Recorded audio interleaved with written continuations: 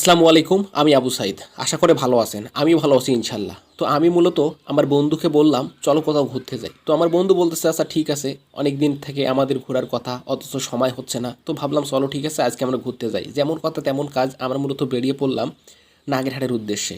তো নাগেরহাটের উদ্দেশ্যে আমরা কিন্তু নদী দেখার জন্য আসিনি। আমরা যাব হচ্ছে একটা বটগাছ দেখার জন্য। মূলত ওখানে ৩ টা বটগাছ রয়েছে। আর ওইটা হচ্ছে একটা ঈদগাহ মাঠ। তো ঈদগাহ মাঠের বটগাছ প্রায় ১০০ বছরের পুরনো বা তার থেকেও বেশি বয়স হবে গাছগুলোর। কিন্তু গাছগুলোর আলাদা একটা সৌন্দর্য রয়েছে। ওই গাছগুলো আমি অনেক আগেই একবার দেখেছিলাম। যার জন্য আমি আমার বন্ধুকে বললাম যে ওইটাই আমাদের জন্য আজকে বেটার হবে। তো তারপরে আমার বন্ধু বলতেছে, "আচ্ছা ঠিক আছে, নদীতে একটু ঘোরাঘুরি করি।" এই জন্য মূলত নদীতে একটু ঘোরাঘুরি করে ভাবলাম নৌকাতে চড়বো, আবার মাঝি নাই।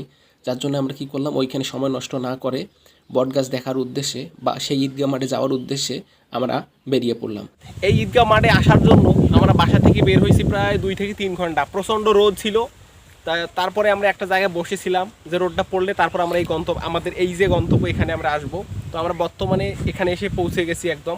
তো খুব ভালো লাগতেছে। তো এই সম্পূর্ণ ঈদগাহ মাঠটা আমি আপনাদেরকে দেখাবো। যদিও বা দেখা যাচ্ছে কি এটা আমাদের বাসা থেকে খুব কাছাকাছি, কিন্তু অনেকেই এই ঈদগাহ মাঠটা সম্পর্কে জানে না। তো এই ঈদগাহ মাঠে আসার পিছনে সব থেকে বড় কারণ হচ্ছে এখানে 2টা বটগাছ রয়েছে। বটগাছ 2টা অসম্ভব ভালো লাগে, অনেক সুন্দর।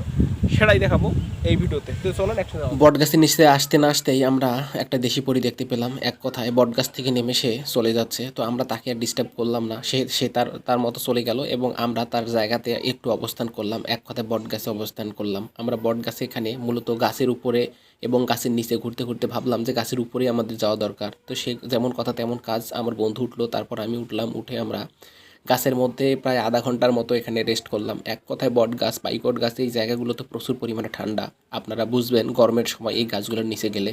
তো এখানে আমার কথা হচ্ছে, আপনারা যদি এই জায়গায় আসতে চান তাহলে কীভাবে আসবেন? আপনাদেরকে অবশ্যই নাগেরহাট ব্রিজে আসতে হবে এবং ব্রিজ থেকে নেমে নেমে পূর্ব দিকে যেতে হবে। এক কথায় এখানে পূর্ব দিকে আসলেই আপনারা যে কাউকে জিজ্ঞেস করবেন, বা এক কথায় ব্রিজেও আপনারা কাউকে জিজ্ঞেস করবেন যে এখানে ঈদগাহ মাঠটা কোথায়, তাহলে আপনাদেরকে দেখে দিবে। ঈদগাহ মাঠ থেকে এখানে আসতে সর্বোচ্চ সময় লাগবে আপনাদের 5 মিনিট থেকে 10 মিনিট। এক কথা ঈদগাহ মাঠের কথা বললেই আপনাদেরকে দেখে দিবে। কিন্তু আমরা সোজা রাস্তা দিয়ে না এসে আমরা ভুল করে অন্য রাস্তা দিয়ে চলে এসেছি, যার জন্য আমাদের অনেক সময় লাগছে। তো যাই হোক, ওই হিসেবটা বাদ। আমি আপনাদেরকে যে জিনিসটা বলতে চাচ্ছি সেটা হচ্ছে যে এই যে বট গাছের উপরে ওঠাটা মোটেও আমাদের ঠিক হয় নাই। কারণ এই জায়গায় অনেক মানুষ বলতেছে, বাবারাই এই জায়গাগুলোতে কেউ উঠে না বা গাছে চড়ে না, তোমরা চললা, আসলে নামও তাড়াতাড়ি কোনো কিছু হইতে পারে।